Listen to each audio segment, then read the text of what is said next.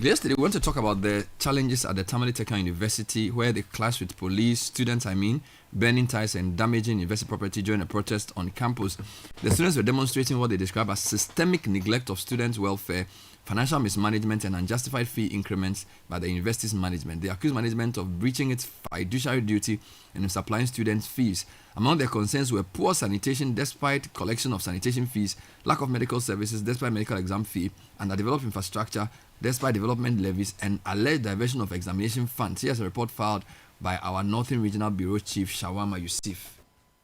Students of Tamale Technical University staged a protest on Tuesday, September 16, 2025, demanding improved welfare and urgent infrastructure development on campus.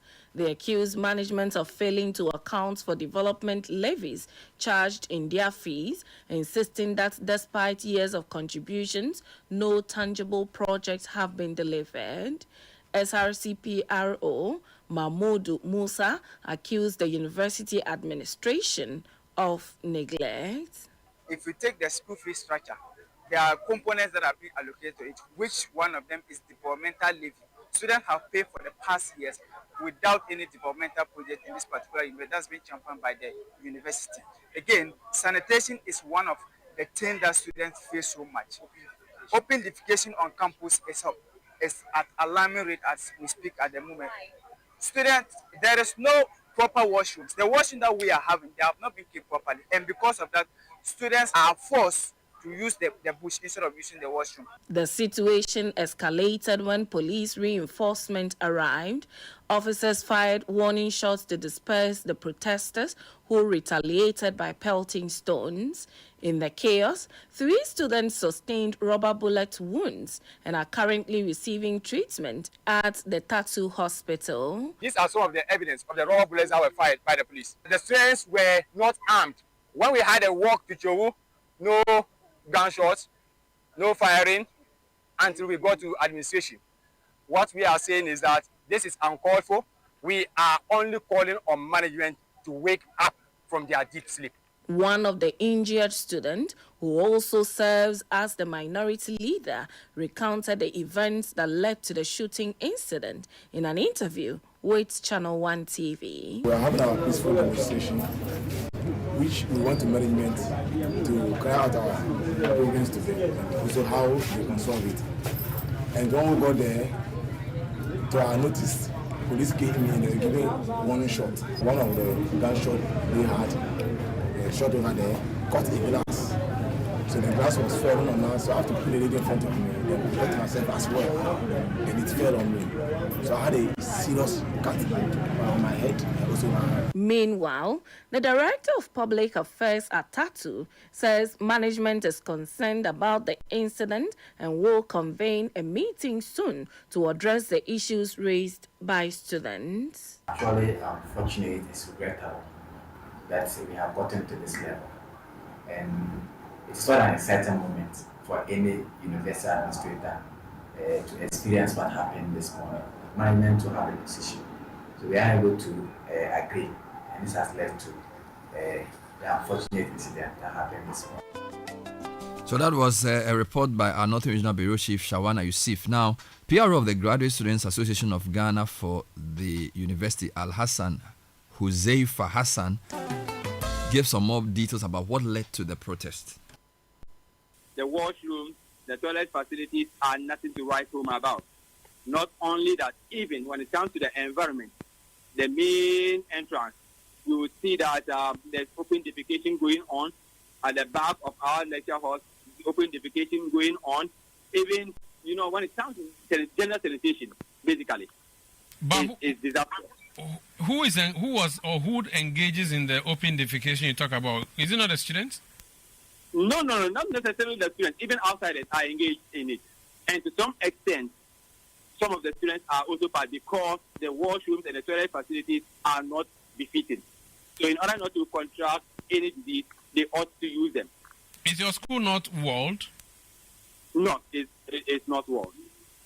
Now, on the issue of school fees, is that a decision by your school management, for which reason you went on demonstration protesting against that?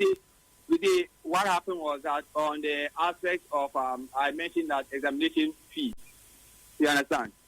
They told us that there was a need to increase that kind of component. And we told them that, okay, first, let us know how the expenditure has been. So what infuriated us was that there was a component that they said 40% goes into seeding, and another component, which is 15%, in total, that was 55%, leaving 45% for examination purposes. So we asked them that, what are you seeding for?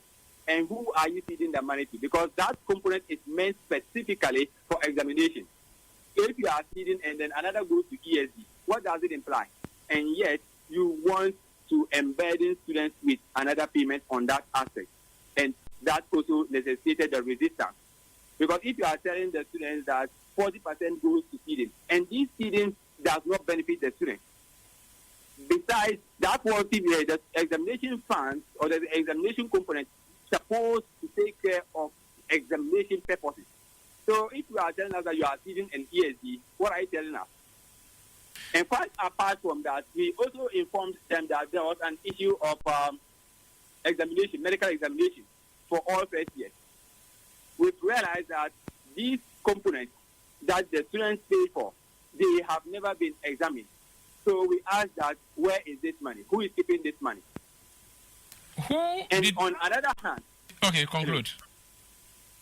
And on another hand, we also have some students who completed with their professional diploma. They have not received their certification. And we also have students at Wale Wale, Wulensi, and then Yendi, our sellers campuses, and which have ceased to operate. So now we are asking, what's the fate of the students that were admitted? These students, they have paid fees and they have been left to their fate. What is their fate? And we are not getting any response to that effect. Who did you submit a petition? Who received it? And what was the reaction from management after the issues you raised were raised? I think before, just some few minutes ago, we were in a meeting with management, and then they called us to hear from us. And then we told them that basically we have nothing more to say to them. We have sent them a petition, and they should respond to our petition in writing, just as we have catalogued our issues for them. All right, the university management has also responded to issues raised by the students. The PR director, Usman Mubarak, told City News that management had earlier engaged student leaders and agreed to present a resolution for their approval and immediate implementation. We held a meeting yesterday in the evening. We invited the students and the team, and we promised them that today we will give them a solution. But their concerns, some of them can easily be addressed immediately. Some of them will have to refer to other committees to take a decision. So this morning we gave them the resolution, and they're expecting that they'll get back to us after stating the resolution, so that we'll move to the implementation of the resolution. So I'm very hopeful that by close of day, the SRC and GASAC also review the resolution and revert for us to move to the second phase of it. But for now, there's calm on campus, everything is going well. It's just that the lectures have not resumed. By administration, we are there working as compared to yesterday. All right, so this is the state of play. The good news is there's a story that has come up this morning that suggests that things are coming to a conclusion. So here's an internal memorandum to the registrar from the students' leadership, GRASAC and XRC, dated 17th September, and they are acknowledging resolution letter, and it looks like the students will go back to class. So it seems as if things are, let me just read a few paragraphs of that. The leadership of the students of the Tamale Tamale Technical University hereby acknowledge receipt of your memo, reference, resolution of university management. We wish to express our appreciation to management for your prompt response and for taking concrete steps to address some of the critical issues raised in our petition and during our meeting. The immediate suspension of the proposed fee increment for continuing students, the commitment to transfer funds to the SRC accounts, and measures to improve water supply and ICT infrastructure are welcome as positive steps towards resolving the impasse. However, I must express our profound dissatisfaction that the resolution fails to capture and provide concrete timelines for other fundamental concerns that are central to student welfare and academic justice. Key among the issues omitted are the alarming sanitation and environmental crisis on campus, specifically the lack of adequate toilet facilities, leading to open defecation, and severe threat posed by the galloping gully erosion, which risks cutting off part of the campus. 2. The immediate and unconditional release of all withheld student certificates, which continues to unjustly impede the career progression of our alumni for years. 3. A clear and verifiable action plan with strict timelines for the reopening of the closed satellite campus in Walewale, Yendi, and Wulensi. 4. Concrete action regarding the police brutality that occurred during the peaceful protest.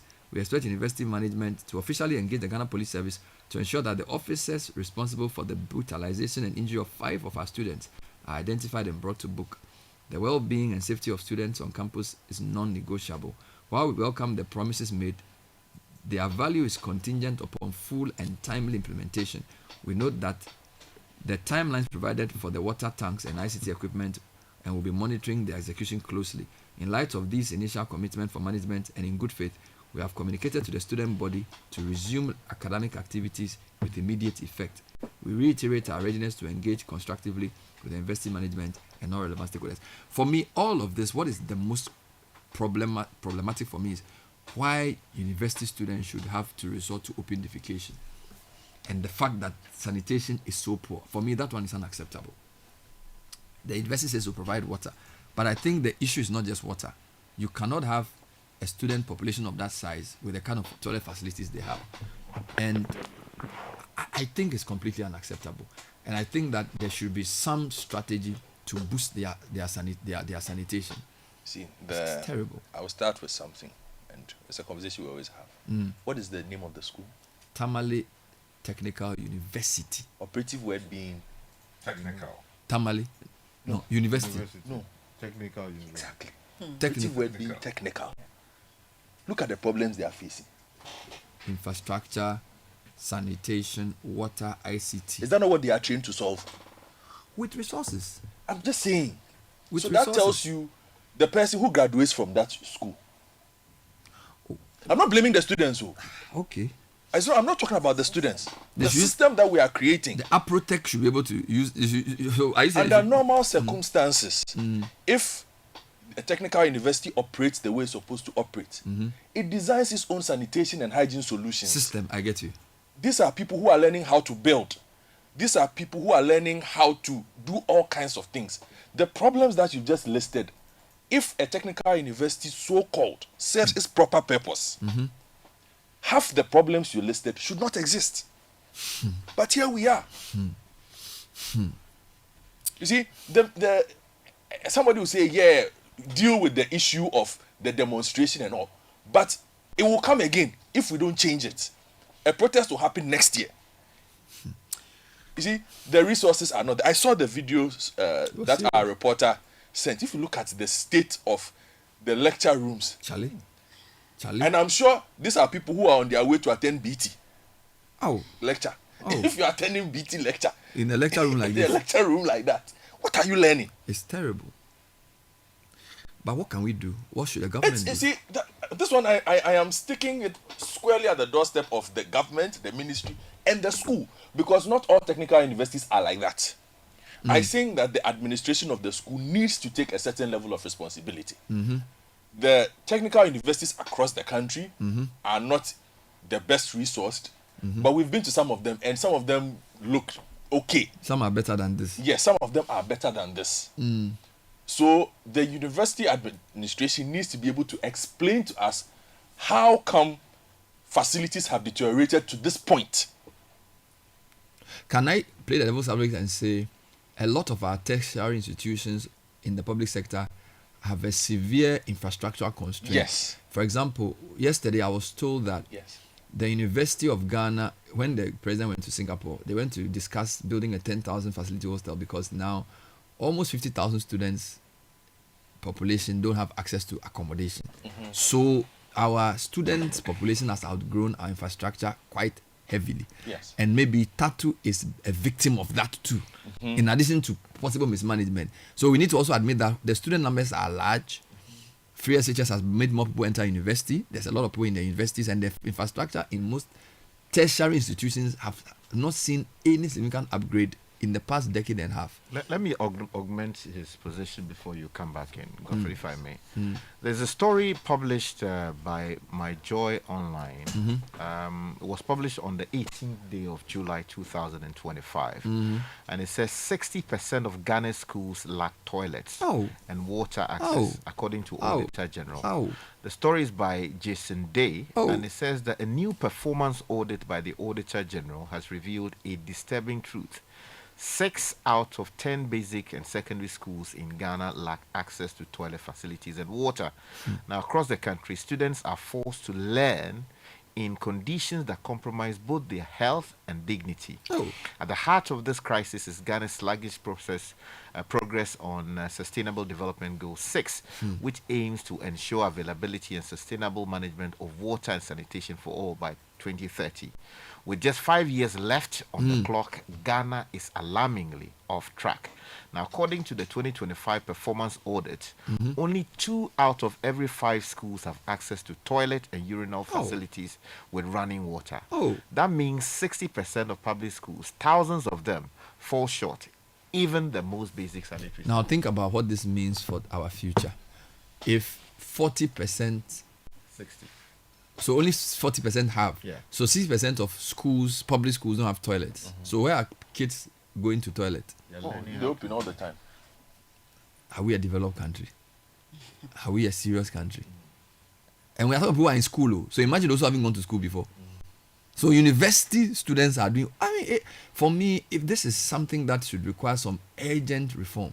Oh, that's what I'm saying. But there's a distinction which shows that it's even broader. I was reading a story as well. This is pre-tertiary. So the 6% is pre-tertiary. Yes. So this is your basic schools, your primary and then secondary schools not having access to sanitation. No, I mean, why? But is it difficult like that? Is it difficult to build a competent and excellent toilet? I don't know. But that is why I'm looking at the administration. You see, Bernard, you make a fine point about the increased numbers. Yeah. Okay. But why do we have an administration then? To manage these things. Doesn't plan. You see, and I'm by administration, I'm not even talking. I'm sticking squarely with the school authorities here. Right? What exactly do they do? What we will get is, we haven't received money from this. But if you also listen to the list of complaints from the students, they talk about misappropriation. There's a lot of You see, and what universities can lack money to a certain point, but universities make money. So I hope the minister is able to ask some serious questions, but in the short term also be able to address the sanitary conditions because they are completely unsatisfactory. Where you have matured men and women doing number 2 on the on the park opposite their lecture halls. It is not the kind of environment any. What But kind I just of? want to, before you proceed, I just want to emphasize that this sanitation issue is even more devastating for the female students. Yes. From basic school all through. No, but I'm just drawing attention No, I agree because with of you. their special needs. It is terrible. So they should find a solution to the toilet problems. And here's the thing: it's not even just the lack of toilets. Some of the videos that Charlie, our correspondents sent, they haven't cleaned the toilet itself in years. Charlie, not weeks or days. Even if the water is flowing, they need a whole. Charlie, it's early in the morning. Charlie, but don't they have those people on campus? Normally on campus you have the cleaners, which is why I'm saying that the university administration has questions to answer. There is no way, Charlie, no matter the problems you are facing, to allow things to deteriorate to that point. It's terrible. You are incompetent. It's terrible. What we saw there leads us to be able to make those kind of inferences. It's very bad. The administration of the university is very incompetent. I think the Minister for Education should use this problem as an opportunity to revamp some of the infrastructure for these institutions. I also think the government must commit to building toilets for all public schools. This statistic you read, which is what year, 2024? Yeah, 2025. There's a new report. 60% of our pre-university schools don't have toilets. Yeah, plenty. I mean, that's catastrophic. Yeah. You cannot have that. Here we are talking about eliminating open defecation in the country. Even your students, when they go to school, don't have toilets. Imagine when they go back home. No, I think this is unacceptable. I really think it's unacceptable. So the students have agreed to go back to lectures because they say they are going to provide some water and ICT solutions. But this is a bigger challenge. The other thing I find curious is that public universities are overcrowded. Very. There are many private universities who don't have enough students. Because sometimes they're not affordable. You see, that's the thing I keep saying. We need to find a way to mainstream it, where private universities must meet government halfway, or government must meet them halfway. Because think about it, you have a university with 70,000 students. Go to Legon area, you see plenty private universities. Sometimes they have 1,000 students. Sometimes they don't even have 1,000. There should be some arrangement for, you get it.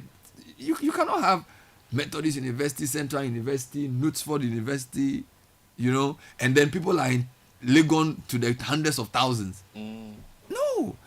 Because a lot of these lectures in Legon and things, they still teach in these private universities. So maybe there should be a way in which, I don't know whether it's the school fees, something has to give. But see, again, there's something fundamentally wrong here for me, Bernard. And it might sound like I'm stretching this a bit, but how does a technical university have 75,000 people? To be fair, I don't know the number here. This 75,000, I'm not sure. Yes. Somebody can check for me, I'm not sure. Because it's a specialized institution. Tamale Technical. I'm just saying that you cannot have a specialized technical institution have those kind of numbers. How are you teaching the things you are teaching then? Because technical universities are supposed to be practical dominant. Right? Aloski? Yes. They're supposed to be practical dominant. That's on paper. On paper. So how do they go to the workshop or the lab in batches? What do they do? That's a very good question. So what kind of education are they even getting, and they don't even have the proper resources to participate and enjoy this education? Much more excellent and competent toilets. I feel like the whole system is flawed, Bernard. The last thing I'll say is the system is flawed. Without picking on government too much, but still stating the obvious, government has introduced something called no fee stress, which is basically first year your school fees will be paid for you by the government. If you attend a public school. Yes. I also think the government needs to bring in the privates. Find a way of bringing private sector to develop infrastructure for the universities. I think that if you have your fees paid, it's great, but if you don't have a comfortable lecture hall, if you don't have a proper toilet, all you are getting is a proper education. You get it? So there has to be a balance between this focus on giving people their fees and some of the things the government is doing, and also doing a basic university infrastructure revamp. All right. Luckily for us, our Minister of Education and his deputy are both former student leaders. So they are people who know university life. They made their name in Ghana politics as university leaders. So they understand when a student leader says, I'm not going to go for lectures and we are going to protest because we have bad facilities. Both of them are vandals. All right. So they understand what we are talking about. I think they should take personal interest in this matter. The issue of Tamale Technical University is probably just a good case study for a lot more that needs to be done for many of our universities. And I really hope the minister and his deputy will take personal, because there's a place for having a government response, but there's also a personal interest. Yeah. You need, because you sometimes your personal touch can cause things to change much easier. Yeah. So I want to urge the minister to take personal interest in the plight of universities. As we speak, students are now applying to enter SHS. Yes. The numbers have gone up and they are not going to come down. So now BEC, SHS, we will soon get to 1 million. Very soon we'll get to 1 million people finishing SSS. Because you have 600,000 or so writing BEC. It's going to be more. Our population pyramid is still very broad at the base. So by the time those who are age 10, 11, 12 get to university age, there could be 1 million people who want to enter university. You see, this is the thing. We will wait, it becomes a major problem, it leads to strikes. We are in 2025. By 2035, the number of students who will be going to university is double what we have now. who are building the new infrastructure, who is negotiating in private sector for more space, who is training the new lecturers. We will wait. 2035, we are all here. And then there will be demonstrations because university students, and the other things that when you have overcrowding, it leads to gangs, it leads to, our universities can become very, very dangerous places if we don't prepare for what's going to happen in the next 10 years. So a minister's job is not just to solve today's problem, it's also to plan for tomorrow. Yeah, but also, I think when it comes to these numbers, we need to ask ourselves, who is investing in education? And by that, I mean the private sector, for instance. So we look at, can I mention Academic City, for instance? Yeah. Okay. Why not? So Academic City comes and identifies a gap and is able to raise funding to build a university in a certain way. It is a university that can compete with any university, public university. Because my point, main point I'm trying to make is to catch up with what you're saying. The government will not by itself be able to build enough universities to catch. True. We will definitely need a lot more private universities to grow.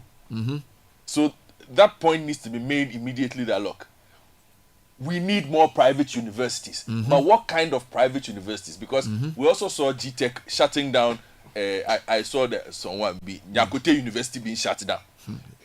I don't know what the reason, but I'm just saying the GTech felt it wasn't standard. Okay. What kind of people are interested in entering the education space? What we've seen like some of the bigger schools open satellite campuses here. Okay. Is that a model that we want more of? So XX university here, Y university of this one here. Okay. As expansion or satellite campuses. Is that even correct? Should we encourage that? Why not? Because you might say that, because the money that we'll pay does not stay in this economy. It goes there. But they will employ Ghanaian lecturers. No, majority Would of the they times, not? you know what they are doing often? What? They are doing so-called online teaching. No, but I'm saying but we've also seen some of them come and establish themselves. I agree with you. But I'm also saying that the needs that Bernard just described in 10 years are not needs that can be met by the government. You see, because in all the other places that we've spoken about, because of the nature of education, you have maybe provinces building their own universities. Can a region build a university in Ghana with its own resources? Like Ashanti region decides that we are putting up, because the equivalent of that would be, say, a provincial university, a federally funded or a state university. Our equivalent is a regional university. They don't have those resources, so they can't even add up because they require money from the center. Yep. Okay. Because a region there will tell you that, okay, these are our needs in this particular region. So our investment is in this kind of university that fits our needs. There's definitely need for a big conversation on the About, point you're so making. I think we need to open up the conversation about the participation of Private sector. private investment in education. Yeah. And the quality also needs to go up so that it can convince the people that your path does not lie at tech. Which is why we should Legon. stop using the scholarship secretariat to fund people to go and study abroad. We should channel that back into people's education here. Needs here. If that money was channeled to 3 private universities, it can accommodate a few more students because the public university cannot do all. Yeah. Let's read a few quick comments and then we'll move to our next subject. I just want to read add something. Yes, briefly. quickly. I think, just like I oppose the open-ended nature of the free senior high school policy, I still think that the government's idea of the free for the university is also misplaced. Look at the problems that we're talking about. You would expect that a school that is teaching students would have competent and excellent washrooms. For some reason, we don't have that. Yet the government would think that, well, paying school fees is enough. Yes, I understand that there are people who have serious difficulty just paying the fees. But it is not everybody. That is why we need proper means testing to determine who actually is struggling and to support people like that meaningfully. But if we are thinly spread, everybody gets it. What it means is that the kind of support and push that should go to people in dire need, they will not get. So it would seem that okay, the MPP brought free senior high school. Let's counter that in a way that so that we can say that was some social intervention. Yes, social intervention policies, I agree, we need those. But proper targeting is what achieves the most, viable outcome. That is the everlasting question for these programs. How do you decide who qualifies and who doesn't? Can I just add that in all of this, we need to consider the psyche of the students right now, especially at Tamale Technical University, having to study in such undignified and inhumane conditions is not right for their mental health. It's not right for their personal dignity as citizens and future leaders of this country. In whatever solutions that the school authorities and the education ministry or the minister himself is considering or are considering, we should remember their mental health.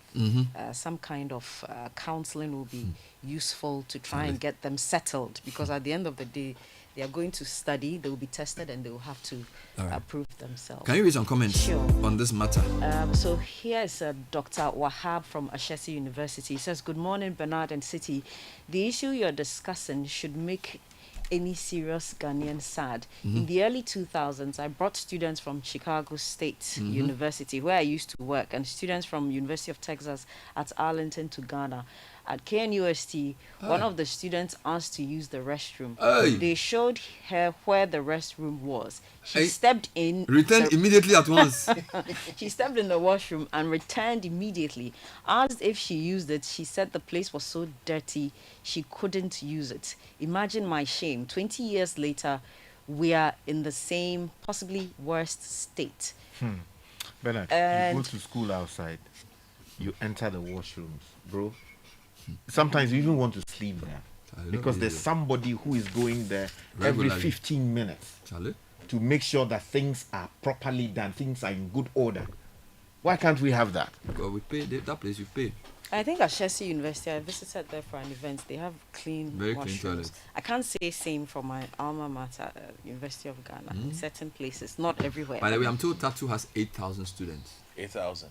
That's not too much. That's matriculated just 8,000 recently. So how is it? They matriculated 8,000. Yes, then there'll be more. If they matriculated 8,000, then they plus their satellite campuses. There'll be more. Sorry, please send me the right filler. Don't come on air. Okay. This story is from Gabi. As you find out on GNA, it says Tamale Technical University matriculates about 8,000 students. This was published on March 22, 2025. Let me read a comment here. Bernard, in 2017, my Rotary Club completed a biodigester 12-seater toilet facility for the Avedakwa Senior High School near Akachi in the Volta region. This mixed school had not had a working toilet for years because their septic tanks had not been dislodged due to lack of funds. The headmaster who made this known to us to be able to intervene got posted out of the school for making this problem public. In Accra, at Gilefe near Dansoman, there are no toilets. There's Accra, that's Accra proper. Imagine there being no toilet at home, then going to school without toilet. The child and teacher won't see anything wrong with it because they all grew up openly doing their thing in the bush or at the beach. The problem starts from the municipal assemblies and continues to districts, regional heads, and then the leadership of the country, who allows a school without toilets to even function to start with. Don't we have school inspectors? What is their job? Who makes sure they are doing their work? The school inspector will go there and only check the classroom. Charlie, but why shouldn't they check toilets? It doesn't matter like that. But we should make it matter. Bernard, you see, that's the thing. We should make it matter. We have reduced everything to what happens just in the classroom. Yeah. So the quality of the entire facility is like what we've done with football. Is a stadium good or not? It depends on whether the pitch is green. That's all. That's all. If it's green, we are good. We don't think about anything else. Go to our market. Continue. Go to our market. You have a big point there. It's a national. We have a national toilet problem.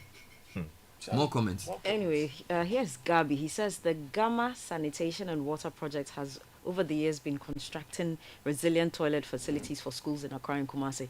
Currently, the project is waiting for government to approve funds for continuation of this good work. The current government does not seem to be prioritizing sanitation, and it is a big concern. They announced that they will use sanitation as one of the benchmarks for assessing MMDAs. You remember MMDCs? To assess vice chancellors Yeah. I think that sanitation education is a big one. Go on.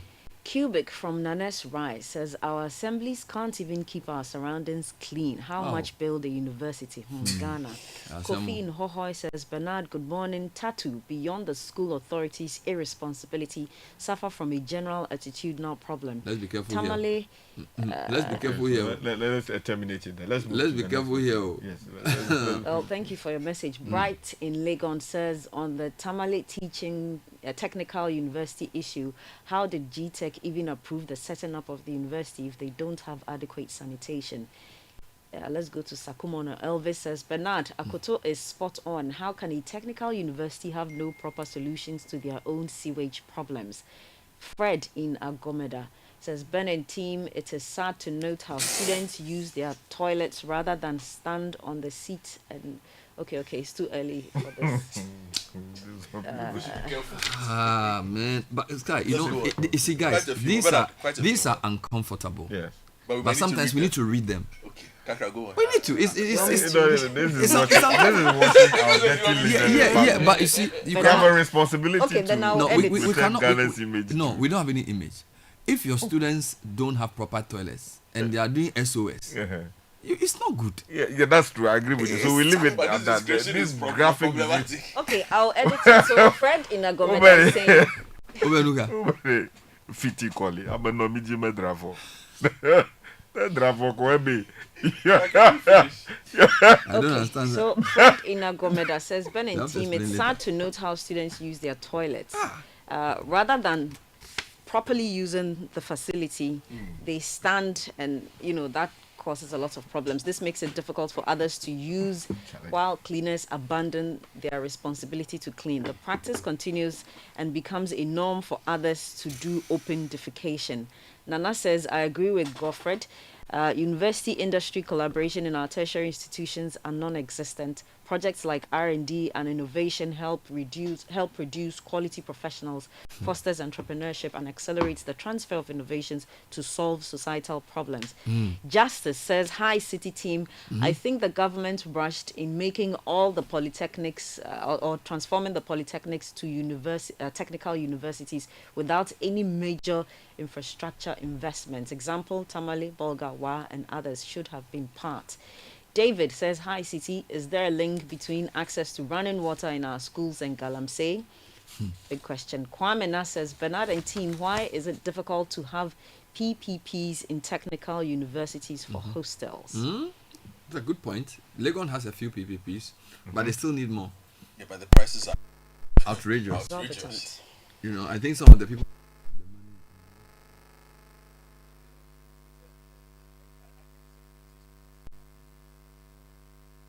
It's too much. People are pricing hostels like you are renting room at some 5-star hotel. In some cases, you have 6 people in a room, and even the conditions there are terrible. No, not those ones. Or you are talking about the newly built people are paying 15, 20K, 38,000 cedis for a room. How much is in a public university? It's crazy. So that's the thing. The money. You see, there are many layers to this. So sometimes you see, the kind of financing arrangement for the hostel and the timeline for the facility determines how they price it to recoup their investment. So you also need long-term financing so they can say, let's give 30 years to recoup. If you have 30 years to recoup before the investment takes up, then you can price it reasonably. And some of the pricing also means you have to maintain the place. So it's a complicated How am I paying 5,000 Ghana cedis as school fees and then paying 38,000 for housing? For hostel. My school fees is 5,000. Books haven't come. Yeah, because the financial system is also not helping, because the financial institutions don't have the appetite for long-term financing. They want to do short-term things. They want to do trade loans. They want to do short-term import-export. They are not interested in infrastructure. Infrastructure financing requires things like the Ghana Infrastructure Investment Fund, African Development Bank, Exim, those type of things. And those things, we haven't built them. So our economy, most banks, they are just lending to government. They are doing government securities. It's a challenge. So you see how we are linking the problem. Water, Galamsey has caused water. University education management, administration, no toilet. Now no funding for infrastructure. Then the finance. So the whole thing is like, we have to, take certain things and deal with them by the horns. Otherwise, the country is not going to go anywhere. And as I say, in the next 10 years, the population bulge, if you look at the population pyramid, is broad at the base. That means that if 500,000 people wrote BEC this year, in 10 years' time, that's going to be 1 million people. Are schools doubling at the same rate as the population is growing? No. Our population growth rate is higher. That's why economists have something they compare the population growth rate to the economy's growth rate. And they call it the real rate. Our population growth, if we don't take care, it will surpass the way our economy is growing. And what that means is that you're going to have a bunch of people, like free SHS caused that problem. Now they are going to JSS, SSS. They will finish SSS, they are in their house. Nothing to do. And there's nothing worse than a half-big educated person who can read and write but has no real skills that you can do anything with. Let me ask this question. How many of our policy makers within the education space and in government generally have wards who are in these schools we're talking about? I'm sure I count them on my finger. Maybe people who are MCs, even them. If you talk of government and the duty bearers, maybe people work in assembly, people work in ministries, department agencies. But in terms of a minister or a deputy minister or a member of parliament or even an MC of some level, even my kids go to private schools now. And I'm not that wealthy. So I know where you're going here. And it's a major issue. It's a major issue for us because the policies are being done to tick the box to win votes, not necessarily because we see a problem we want to fix in the next 10 years. Even if the problem we want to fix it for the next election. We don't want to fix a problem because I am saying that if you look at the number of people, what people are getting in secondary school today is not quality, generally in public schools. Certainly not. I was in Presec SSS. I used my brother's A-level geography notes.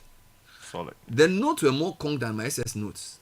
I won't lie to you. He did A-level 93. Physical geography. I took his notes. They were more detailed and in fact A-level questions were harder than my SS questions. So when I went to university, I had to do 4 years to even catch up. Now you have people who are doing 3 years. They are doing what's the name of that thing? They go in and they go to school and come back home. I don't know what double track. Somebody goes to school for 3 months, comes home, stays home for another 3 months. School keeps you studying because the exam that you are supposed to do, the teacher, once you are home, you slack. Maybe you are doing classes. So basically, in Kolanomu, yes, they have computers, yes, they have ICT, they have internet and stuff. But trust me, there are some basic things you need to get in a school. School is not just about passing exams. When you are in Prempeh College, you read. You learn how to iron your clothes. The teachers will show you. You have to learn how to sing, do your bed, use fork and knife. That's what education is. We've bundled. I went to a secondary school. I won't mention the name to do something. Bro, they planted in the house. Some were washing. Charlie, some of them in the evening, they put mattress on the floor. They don't have beds. So they put a mattress on the floor. Boys just sleep. Imagine mosquitoes. Imagine bed bugs. And the hostel facility has not improved in 30 years. Meanwhile, the student population has doubled. And we haven't even added the new guys who are coming. We have a major issue. And you see, this is the thing. Our politics doesn't prioritize long-term problems. It looks at what can we do now so we can organize ourselves around the next. And I think we need to change that. And education is one of the places that we will suffer. Free SHS showed us that lack of planning, if you put politics ahead of lack of long-term planning, the system cannot cope. And we haven't learned from it. It's on the brink. Look, in 10 years' time, you are going to have 1 million people writing BEC. Do you know what that means? 1 million people. How many spaces do we have in our secondary schools today? Meanwhile, the private secondary schools, the school fees, bro, is for Godfrey. Do you know what's funny? The amount people are paying for public education in Ghana at the basic and secondary level is so low, and the private ones are so high, and there's no middle ground. You get it? So it's not like public school. The capitation grant is 3 cedis. Then there's a school can pay 20 cedis, 100. People are paying tens of thousands of cedis to have what they consider a good education. So we're going to create a society where you have a few people who have the best of education and everybody else is poorly educated. And if you don't educate your people to a certain level, you cannot be competitive globally. Because global competition means your workforce can be competitive. Jobs will come here. You get it? People can manufacture things here. If our people are not well educated, we cannot compete. So education is not just a feel-good factor for votes. It's the sine qua non for national development. And we are not treating it with the same level of long-term planning, particularly when it comes to our private institutions. So, Sky, we have a lot of work to do. Maybe we should invite the Minister of Education to come and share his vision with us. It'll be useful. Yes. What is his vision for the next 10 years? Even if he's not going to be Minister of Education for 10 years, he can put in place something for the next 10 years to ensure that our educational institutions do not become the bottleneck for economic development. Yeah, please finish the comments. Haruna, we are extending an invitation. Yeah, we need him here very soon. Almost every week we bring a minister. I think we brought the sports minister last week. I think we'll get a transport minister this coming week. You had the foreign affairs minister yesterday. I'm going to play some audio from him. Yes, please.